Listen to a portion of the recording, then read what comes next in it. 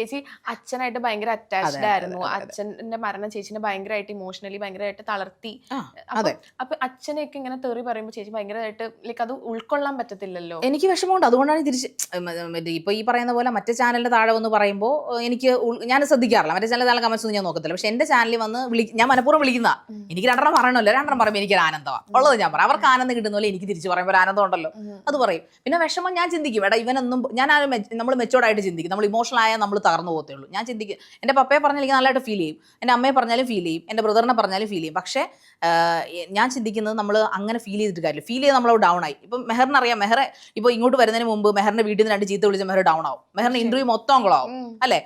മെഹർ എനിക്ക് തോന്നുന്നില്ല ഭയങ്കര വിൽ പവർ ഉള്ള ആളാണെന്ന്. മെഹർ ഭയങ്കര സെൻസിറ്റീവ് ആയിട്ട് വ്യക്തിയാണ്. സോ മെഹറിന് വിഷമിക്കും ഇവിടെ വന്നിട്ട്. അപ്പോൾ മെഹറിന്റെ ഷോ കുളമാവും. എന്നെ സംബന്ധിച്ചിടത്തോളം ഞാൻ അതാ ചിന്തിക്കുന്നത്. എന്നെ തെറി വിളിച്ചാൽ ഇനി മുന്നോട്ടുള്ളതെല്ലാം ഇങ്ങനത്തെ ഷോകളായിരിക്കും. നമുക്കൊരു ബ്രേക്ക് ത്രൂ കിട്ടുന്നവരെ ഞാനിത് കൊണ്ടുപോകാൻ പറ്റും. കാരണം ഈ ഹോട്ട് സീറ്റോ അല്ലെങ്കിൽ മറ്റിതുപോലുള്ള ചാനലുകളോ എന്നെ സംബന്ധിച്ചിടത്തോളം എൻ്റെ ഒരു പാഷൻ മാത്രമല്ല, എൻ്റെ ഒരു ജീവനോപാധി കൂടിയാണ്. അപ്പം ഞാൻ അവിടെ മടിച്ചു നിന്നാൽ എൻ്റെ വരുമാന മാർഗം കൂടെയാണ് നിലച്ചു പോകുന്നത്. അപ്പോൾ സോ അത് പാടില്ല. ഞാനവിടെ എക്സൽ ചെയ്യണം. അപ്പം ഞാൻ ചെയ്യുന്നത് ഇനി എത്ര തെറി പറഞ്ഞാലും ഐ ഡോണ്ട് മൈൻഡ്. ഞാൻ എന്തായാലും എൻ്റെ മനസാക്ഷിക്ക് എതിരായിട്ടൊന്നും ചെയ്തിട്ടില്ല. എന്തായാലും മെഹറാണ് എൻ്റെ ഗസ്റ്റ് എങ്കിൽ മെഹറിൻ്റെ പൂർണ്ണ പെർമിഷനോട് കൂടിയാണ് ഞാനത് ചെയ്യുന്നത്. എനിക്കും ഗസ്റ്റിനും അറിയാം. അതുകൊണ്ട് തന്നെ എനിക്കതിൽ റിഗ്രറ്റ്സ് ഇല്ല. അപ്പം ലൈക്ക് ഇപ്പം ചേച്ചിയാണെങ്കിൽ ഇപ്പൊ കോൺട്രവേഴ്ഷ്യൽ ആയിട്ടുള്ള ഇന്റർവ്യൂസ് എടുക്കുന്നത് ലൈക്ക് അവരുടെ സമ്മതത്തോട് എനിക്ക് അവരെന്നെ കയറി അടിക്കത്തില്ലേ. മൈത്രേനെ ഏതെങ്കിലും ഒരു സമയത്ത് തന്നെ അടിക്കുമെന്ന് എനിക്ക് തോന്നിയിട്ടുണ്ട്. കാരണം അത്രയും ദേഷ്യം വന്നു പുള്ളിക്ക്. ആക്ച്വലി പുള്ളി എല്ലാവരുടെ ഇന്റർവ്യൂ ഇറങ്ങി പോകുന്ന പുള്ളിയുടെ രീതിയാണ്. അത് പുള്ളിക്ക് ഇപ്പൊ സ്റ്റൈലാക്കി വെച്ചിരിക്കും. ഏത് ഇന്റർവ്യൂ നിന്ന് പുള്ളി ഇറങ്ങി പോകും. പക്ഷെ ഞാനെടുത്ത സമയത്ത് അതാണ് എനിക്ക് തോന്നുന്നു പിന്നെ മറ്റേ നമ്മുടെ എന്താണ് മട്ടാഞ്ചേരി മാർട്ടിന് ശേഷം വൈറലായ ഇന്റർവ്യൂ ആണ്. എന്നെ ട്രോൾ ചെയ്യുക ഏറ്റവും കൂടുതൽ ട്രോൾ കിട്ടിയ ഇന്റർവ്യൂകളൊന്നാണ് ഈ മൈത്രേനെ. അത് ഞാൻ ഒരു 20 മിനിറ്റ്സ് കഴിഞ്ഞപ്പോൾ ഞാൻ സ്റ്റോപ്പ് ചെയ്തു. ഇതുപോലെ മൈത്രൻ ഇരിക്കുമ്പോൾ മൈത്രനോട് കുറച്ച് ചോദ്യങ്ങൾ എന്നോട് ചോദിച്ചു.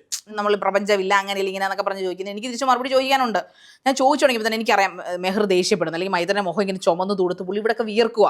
അപ്പം എക്സ്ട്രീം ദേഷ്യം. പുള്ളി വിറയ്ക്കുക സംസാരിക്കുമ്പോൾ.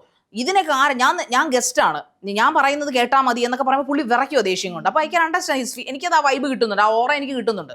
പുറകിലിരുന്ന് പ്രോഗ്രാം പ്രൊഡ്യൂസർ പറയുമ്പോൾ ഞാൻ കണ്ണ് കാണിക്കുന്നുണ്ടോ ഇനി ഇത് തുടർന്നാൽ പുള്ളി പകുതി കിട്ടി ഇറങ്ങി. എനിക്കതൊരു പുതിയ അനുഭവം. എൻ്റെ മുമ്പിൽ നിന്ന് ഗസ്റ്റുകളൊന്നും ഇറങ്ങിപ്പോയിട്ടില്ല, ഞാൻ ഇറങ്ങിപ്പോയിട്ടേ ഉള്ളൂ. അത് കുറച്ച് സ്ക്രിപ്റ്റഡ് ഉണ്ട് ഇല്ലാത്ത എങ്കിലും അത്രയും പ്രൊവോക്ക് ചെയ്തവരെ നമ്മൾ ഇറക്കിയൊന്നും വിട്ടിട്ടില്ല. അപ്പൊ അതുകൊണ്ട് തന്നെ എനിക്കൊരു പുതിയ അനുഭവമായിരുന്നത്. ഞാൻ തുടക്കമായതല്ലേ ഉള്ളൂ. അപ്പം ചില ഗസ്റ്റുകൾ അത്രയും പ്രൊവോക്ഡ് ആകുമ്പോൾ നമുക്ക് ചവിട്ടേണ്ടി വരും. അപ്പൊ ചില എനിക്ക് ട്രോൾ കിട്ടാനുള്ള റീസൺ പറഞ്ഞാൽ 20 മിനിറ്റ് കഴിയുമ്പോൾ നാം മിണ്ടാതിരുന്നു. പുള്ളി പറയുന്ന മുഴുവൻ കേട്ടോണ്ടിരുന്നു. കണ്ടില്ലേ മൈത്രേനെ മുമ്പിൽ ചെന്ന് ഇവള് പെട്ടു, വായിരിക്കുന്ന ശരിക്ക് കേട്ടു. അപ്പൊ ഞാനത് കേൾക്കേണ്ടതിന്റെ കാരണം എന്താണ്? ഞാൻ അവിടെ ഗസ്റ്റിന് ഇമ്പോർട്ടൻസ് കൊടുത്തോണ്ടാണ്. എനിക്ക് തിരിച്ചു ചോദിക്കാം, താൻ ആരാടോ എന്നെ കുരങ്ങമണിയെന്ന് വിളിക്കാന്ന് ചോദിച്ചാൽ തന്നെ ചെയ്യും. എന്നെ ഒന്നും ചെയ്യാനില്ല. നമ്മുടെ നാട്ടിലെ നിയമം അനുസരിച്ച് അങ്ങനെ ജയിലിൽ പോകത്തുള്ളൂ. ഞാൻ പരാതി കൊടുത്താൽ ആങ്കറിനെ അവഹേളിച്ചു എനിക്ക് പറഞ്ഞൂടെ. പക്ഷെ അപ്പൊ എന്റെ കരിയർ അവിടെ സ്റ്റോപ്പ് ആവുകയാണ്.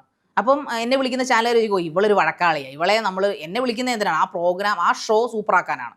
അതൊരു ഇന്റർവ്യൂ ഷോ അല്ല, മെഹറിന് അറിയാലോ, അതൊരു ഷോ ആണ്. ഹോട്ട് സീറ്റ് എന്നൊരു ഷോ ആണ്. അപ്പോൾ അവരെ സംബന്ധിച്ചിടത്തോളം ഹോട്ട് സീറ്റിലെത്തി പൊരിക്കുന്ന ഒരു എഫക്റ്റ് അവർക്ക് കിട്ടണം, അത് ജനങ്ങൾക്കും കിട്ടണം. ജനങ്ങളാണ് പൊരിയുന്നതെന്ന് എനിക്ക് തോന്നുന്നത്. എൻ്റെ ഇന്റർവ്യൂ കണ്ട് എനിക്ക് തോന്നുന്നു രേണുസുതിയുടെ ഒരു പേര് തന്നെ എനിക്ക് തോന്നുന്നു ഹോട്ട് സീറ്റിന് അപ്പുറവും ഇപ്പുറവും ആയിരിക്കും രേണുസുതി ലൈഫ് പോയത്. ഹോട്ട് സീറ്റിന് മുമ്പ് രേണുസുതിയെ തെറി പറഞ്ഞതൊക്കെ ഹോട്ട് സീറ്റിന് ശേഷം രേണുസുതി മാലാഖിയായി, ഞാൻ മറ്റേ ഹോട്ട് സീറ്റ് ലൈവിന് അങ്ങനെയായി. അപ്പൊ അത് എന്റെ ഒരു കഴിവാന്നാ ഞാൻ വിചാരിക്കുന്നത്. ചേച്ചിയുടെ ഇന്റർവ്യൂ കഴിഞ്ഞപ്പോൾ രേണുസുദീനെ പച്ചത്തെറി പറഞ്ഞ ആൾക്കാർ പിന്നീട് രംഗത്തേക്ക് വന്നേക്കാണ്. എന്ന് വെച്ചാൽ ഇവരെന്തൊക്കെയാണ് രേണുസുദീയുടെ അടുത്ത് ചോദിക്കുന്നത്. രേണുസുദീനെ ഭയങ്കര പോസിറ്റീവായിട്ട് പൊക്കിക്കൊണ്ട് വന്ന ഒരുപാട് ആൾക്കാരുണ്ട്. അതെ, ഞാൻ തന്നെ ഞെട്ടുവേടാ. രേണുസുതിയെ ഒറ്റ നെഗറ്റീവ് ഇല്ല, നെഗറ്റീവ് മുഴുവൻ എനിക്കാണ്. അതെനിക്ക് തോന്നുന്നു ഒറ്റ ഫസ്റ്റ് പാർട്ട് തന്നെ 15 ലക്ഷം യൂട്യൂബിൽ കണ്ടു. അപ്പൊ അത് ആ 15 ലക്ഷത്തിൽ എന്നെ തെറി വിളിച്ചൊരു 10,000 പേരുണ്ട്. 10K ആൾക്കാർ എന്നെ തെറി വിളിച്ചിരിക്കുന്നില്ല. അത്രയും പേരും എന്നെ കാണാനാണ് അവിടെ വന്നിരിക്കുന്നത്. എന്നെ ചീത്ത വിളിക്കാനാണ് ആ ഷോ മുഴുവൻ ഇരുന്ന് കാണുന്നത്. അല്ലാതെ രേണുസുതിയെ കാണാനല്ലെന്ന് എനിക്ക് നന്നായിട്ട് അറിയാം. അതെന്റെ വിജയമല്ലേ. That is my power. ചേച്ചി പണ്ട് തൊട്ടേ ഇങ്ങനെ ഭയങ്കര ബോൾഡായിട്ട് സംസാരിക്കുന്ന ഒരാളാണോ? പണ്ട് തൊട്ടേ എന്ന് ചോദിച്ചാൽ ഞാൻ ഇച്ചിരി ബോൾഡായിട്ട് സംസാരിക്കുന്ന ഒരാളാണ് പണ്ട് തൊട്ടേ. പ്രസംഗം അത് ഇതൊക്കെ പറഞ്ഞ് ചൈൽഡ്ഹുഡ് സമയത്ത് ഞാൻ അങ്ങനെ അധികം ഒരു പഠിപ്പിയായിരുന്നു. ഞാൻ പിന്നെ ലീഡർഷിപ്പ് പ്രസംഗിക്കുമായിരുന്നു. എനിക്കൊന്നൊരു 2nd സ്റ്റാൻഡേർഡ് 10ാം ക്ലാസ് വരെ ഒരു ഒറ്റ സ്ട്രെച്ചിൽ ഫസ്റ്റ് മാത്രം മേടിച്ച ഒരാളാണ് ഞാൻ പ്രസംഗത്തിന്. എലക്യൂഷനൊക്കെ ഞാൻ സ്റ്റേറ്റ് ലെവലൊക്കെ പോയിട്ടുണ്ട്. അതാണ് സ്പീച്ച് എനിക്ക് ഭയങ്കര ഇഷ്ടമാണ്. ഇങ്ങനെ കവല പ്രസംഗം ഒന്ന് വീട്ടിൽ പറയും, ചുമ്മാ ഇങ്ങനെ പ്രസംഗിച്ചോണ്ടിരിക്കും. എന്തെങ്കിലും ചോദിച്ചാൽ അതിനുള്ള മറുപടി അല്ല പറയുന്നത്, അങ്ങ് പ്രസംഗിക്കുമായിരുന്നു. എന്റെ അമ്മയാണെങ്കിലും പറഞ്ഞ് കളിയാക്കും, എന്റെ ബ്രോ തുടങ്ങി അമ്മ കവലപ്രസംഗം തുടങ്ങി ഓടിക്കോളാൻ പറയും. അങ്ങനെ അപ്പം ബേസിക്കലി എന്നിലുള്ളൊരു അതായിരിക്കാം. അങ്ങനെ എനിക്ക് ഒറ്റ വാക്കിലൊന്നും പറയാൻ പറ്റത്തില്ല ചിലപ്പോഴൊക്കെ അങ്ങനെ.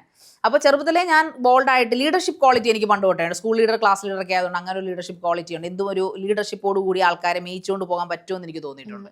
പിന്നെ കുറെ കൂടെ ബോൾഡ്നെസ് ഈ ഒരു ഫീൽഡിലേക്ക് വരാൻ ഒരു വഴി തുറന്നത് എൻ്റെ മാരേജാണ്. മാരേജിൽ ഉണ്ടായിട്ടുള്ള കുറേ ഒരു 10 വർഷം ഞാൻ അനുഭവിച്ച ട്രോമകൾ, പിന്നെ നമ്മൾക്ക് ആരുമില്ല എന്ന് വെച്ചാൽ ഇപ്പോൾ ആ ഒരു റിലേഷൻഷിപ്പിൽ കുറേ പ്രശ്നങ്ങളുണ്ട്. നമുക്ക് എല്ലാം ഒന്നും പറയാൻ പറ്റത്തില്ല. അത് കുറച്ചൊരു ചാനലിൽ ഞാൻ പറഞ്ഞിട്ടുണ്ട്.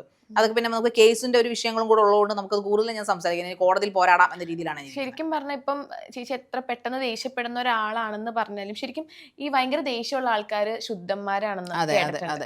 അപ്പൊ നമ്മളെ ഒരു ബ്രേക്ക് ചെയ്യാൻ ഒരു പോയിന്റ് എത്തിയിട്ടുണ്ടാവും. ശരിക്കും ഒരു അല്ലെങ്കിൽ സെപ്പറേറ്റഡ് ആവണം എന്നൊരു ഡിസിഷൻ നമ്മൾ മനസ്സിലെടുക്കണമെങ്കിൽ ഒരു എക്സ്ട്രീം ഒരു പോയിന്റ് വന്നിട്ടുണ്ടാവും. അതെ അതെ തീർച്ചയായിട്ടും. കാരണം നമ്മൾ ഇപ്പോൾ ഒരു മോളാണ് എനിക്ക്. അവളെ സംബന്ധിച്ച് നമ്മൾ ചിന്തിക്കുക എപ്പോഴും അതിനൊരു ഫാദർ വേണം. കാരണം ഞാൻ നല്ലൊരു അച്ഛൻ്റെ മകളായിരുന്നു. എൻ്റെ ഫാദർ ഇനി ഒരു 1000 ജന്മം ഉണ്ടെങ്കിലും ആ അദ്ദേഹത്തിൻ്റെ മകളായിട്ട് ജനിക്കണമെന്ന് ആഗ്രഹിക്കുന്ന ഒരു വ്യക്തി. അദ്ദേഹം മരിച്ചിട്ട് 8 വർഷമായി. അപ്പോൾ എന്നാലും ഞാൻ അദ്ദേഹത്തിൻ്റെ മകളായതുകൊണ്ട് തന്നെ ഞാൻ അദ്ദേഹം എന്നെ അറിയായിരുന്നു. 30-35 വർഷത്തോളം ഗൾഫിലായിരുന്നു. എങ്കിൽ പോലും പുള്ളിയുടെ സ്നേഹം നമ്മുടെ വീടിന് ചുറ്റുമുണ്ട് എപ്പോഴും. പുള്ളി പോയാലൊക്കെ വീട് ഇങ്ങനെ മറ്റേ ചത്ത വീട് പോലെ ഇരിക്കുന്നു. പുള്ളി ഗൾഫിൽ നിന്ന് അവധിക്ക് വന്നിട്ട് പോയി കഴിഞ്ഞാലൊക്കെ പിന്നെ 14 ദിവസത്തേക്ക് നമുക്ക് അനക്കമില്ല. അത്രയും വൈബാ. എന്ന് വെച്ചാൽ നമ്മൾ പറയുന്നതെല്ലാം മേടിച്ചു തരുന്നതുകൊണ്ടോ നമുക്ക് സ്വീറ്റ്സ് കൊണ്ട് തരുന്നതുകൊണ്ടോ പുള്ളി അങ്ങനെയാണ്. വളരെ സോഫ്റ്റ് ആയിട്ടുള്ള, നമ്മളെ സ്നേഹിക്കാൻ മാത്രം അറിയാവുന്ന. എന്നാൽ അമ്മയാണ് അവിടെ നമ്മളെ ഡിസിപ്ലിൻ പഠിപ്പിക്കുന്നത്. പപ്പയെന്നാണ് ഞങ്ങൾ വിളിക്കുന്നത്, അച്ഛന്നല്ല പപ്പാന്ന് വിളിക്കുന്നത്. അപ്പോൾ പപ്പയെ സംബന്ധിച്ചിടത്തോളം പപ്പ വല്ലപ്പോഴും വരുന്നുണ്ട്, വഴക്ക് പറയും, കാര്യങ്ങൾ അങ്ങനെയൊന്നുമില്ല. മക്കൾക്ക് വേണ്ടി അവർ ബാക്കിയെല്ലാം ഡെഡിക്കേറ്റ് ചെയ്യുന്നു. അപ്പോൾ അതെല്ലാം ത്യാഗങ്ങൾ. അച്ഛൻ്റെ അമ്മേനെ ത്യാഗമാണോ നമ്മളിപ്പോൾ ഇവിടെ നിൽക്കുന്നതിൻ്റെ കാരണം. അപ്പോൾ എന്നെ സംബന്ധിച്ചിടത്തോളം എൻ്റെ മോൾക്ക് അങ്ങനെ ഒരു ഫാദറെ കിട്ടാതില്ലെങ്കിൽ വിഷമമുണ്ട്. പക്ഷേ പുള്ളി അദ്ദേഹം എനിക്കിപ്പോഴും അറിയില്ല കേട്ടോ, പുള്ളിക്ക് ആ കുഞ്ഞിനെ നോക്കത്തില്ല. അതാണ് പുള്ളിയിൽ എനിക്ക് ഏറ്റവും ഉള്ള വൈരാഗ്യം എന്ന് പറയാൻ പറ്റത്തില്ല. ഇയാളുടെയൊക്കെ ഞാൻ വിവാഹം കഴിച്ചല്ലോ എന്ന് ഞാൻ ചിന്തിക്കുന്നത്. എന്തിനായിരിക്കും ദൈവം എന്നെ കൊണ്ട് ഇയാളെ എൻ്റെ കഴുത്തിൽ താലി കെട്ടിപ്പിച്ചെന്ന് ഇപ്പോൾ ചിന്തിക്കാനും. പക്ഷെ ഇപ്പോൾ എനിക്കുള്ള ഉത്തരം കിട്ടുന്നുണ്ട്.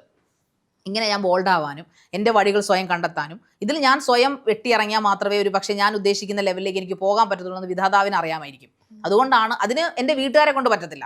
അവരെന്നെ രാജകുമാരിയായിട്ട് വളർത്തിയതാണ്. മറിച്ച് വില്ലൻ എൻ്റെ ലൈഫിലേക്ക് ഒരു വില്ലൻ വേണമായിരുന്നു. അതിനാണ് കാശ് മുടക്കി ആർഭാടമായിട്ടൊരു വില്ലൻ്റെ ദൈവം കൊണ്ടുവന്നു. ആർഭാടമായിട്ട് വില്ലനെ 10 വർഷം ഞാൻ എങ്ങനെ സ്ട്രഗിൾ ചെയ്ത് കഴിയുമെന്ന് പുള്ളി നോക്കി. സ്ട്രഗിൾ ചെയ്തു, ഫൈറ്റ് ചെയ്തു, പോന്നു. പിന്നെ എനിക്ക് പ്രണയങ്ങളുണ്ടായിരുന്നില്ല. അതുകൊണ്ട് തന്നെ തേപ്പും കാര്യങ്ങളൊന്നും ഇല്ലായിരുന്നു. എന്നെ പ്രണയിക്കാൻ പലരും വന്നിട്ടുണ്ട്. പക്ഷെ ഞാൻ എൻ്റെ അച്ഛൻ്റെ അമ്മയുടെയും സ്നേഹത്തിനപ്പുറം ഒരു പ്രണയമില്ലെന്ന് ചിന്തിച്ചിരുന്ന വ്യക്തിയാണ്. പക്ഷെ അതൊരു പൊട്ട ചിന്താഗതി കേട്ടോ. കാരണം നമ്മൾ പ്രണയിക്കേണ്ട പ്രായത്തിൽ പ്രണയിക്കണം എന്ന് ഒരു 10 പ്രണയമെങ്കിലും പ്രണയിക്കണം. ഞാൻ എൻ്റെ മോളോടും പറഞ്ഞു കൊടുക്കുന്ന കാര്യമാണ്. ഒരു 16 വയസ്സോടും കൂടി പ്രണയിച്ചോ. അന്ന് പ്രണയിച്ച നല്ല റിഗ്രറ്റ്സ് ഉണ്ട്. പക്ഷെ ഇനിയും പ്രണയിക്കാം. എന്നാലും ഒരു ടീനേജ് ലവ് എന്ന് പറഞ്ഞാൽ അയാളെ കാണുമ്പോൾ അത് ബട്ടർഫ്ലൈ എഫക്റ്റ് എല്ലാവരും പറയാൻ നമ്മൾ കേട്ടിട്ടുണ്ട്. പിന്നെ കാത്തുനിപ്പ്, പിന്നെ ചെറിയ പിണക്കങ്ങൾ, ഇതൊക്കെ ഫീൽ ചെയ്യാൻ എനിക്ക് പറ്റിയിട്ടില്ല. അപ്പോൾ അതിൻ്റെ റീസൺ എപ്പോഴും എൻ്റെ മുമ്പിൽ ബേർഡനായിട്ട് നിന്നിരുന്ന എൻ്റെ അച്ഛൻ്റെ അമ്മയുടെ സ്നേഹമായിരുന്നു. അവരെ വിഷമിപ്പിച്ചുകൊണ്ട് അവരെ സമൂഹത്തിന് മുമ്പ് തലകുനി. അന്നൊക്കെ ഭയങ്കര പ്രശ്നമാണല്ലോ പ്രണയം. പ്രത്യേകിച്ചും കുറേയൊക്കെ നമ്മുടെ വേറെ കാസ്റ്റിലുള്ള ആൾക്കാരായിരിക്കും വരിക. ഇന്നിപ്പോൾ അതൊന്നും വിഷയമല്ല. ഇന്നത്തെ എന്താണ് ജെൻസിക്ക് അതൊന്നും വിഷയങ്ങളേ അല്ല. അവർക്ക് എപ്പോഴും പ്രണയമാണ്, എപ്പോഴും പ്രണയം. എല്ലായിടത്തും പ്രണയം മാത്രമേ ഉള്ളൂ. നോക്കിയാൽ മുഴുവനും കപ്പിൾസ്. ഒരുപാട് പ്രണയങ്ങളാണ്. എത്ര എനിക്ക് തോന്നുന്നു 5ാം ക്ലാസ് തൊട്ടേ പ്രണയിക്കുകയാണ് എല്ലാം കൂടെ. നമ്മളൊക്കെ എന്ന് പറഞ്ഞാൽ 18 വയസ്സായാലും ഇങ്ങനെ കോളേജിലൊക്കെ പഠിക്കുമ്പോൾ പുറകെ നടക്കും. അപ്പുറത്ത് ബോയ്സ്, ഞാൻ ഗേൾസ് കോളേജിലാണ് പഠിച്ചത്. അപ്പുറത്ത് പുറത്തിറങ്ങുമ്പോഴാണല്ലോ നമ്മൾ നല്ല ചുള്ളന്മാർ, ബസ്സിലൊക്കെ വരുമ്പോൾ ചുള്ളന്മാർ കാണും. മാസങ്ങളോളം പുറകെ നടന്നവരുണ്ട്, വർഷങ്ങളോളം പുറകെ നടന്നുണ്ട്. അപ്പോൾ ഞാൻ അവരുടെയൊക്കെ ശാപമായിരിക്കും ചിലപ്പോൾ. അന്നേ അവരുടെ കൂടെ വല്ലോ കേസ് പറഞ്ഞ് അവർ ചിന്തിച്ച് കാണും, ഇത്രയും കരിങ്കൽ ഹൃദയമുള്ള ഒരു പെൺകുട്ടിയാണല്ലോ ഞങ്ങൾ പുറകെ നടന്നതെന്നൊക്കെ ചിന്തിച്ചിട്ടുണ്ടാവുമല്ലോ.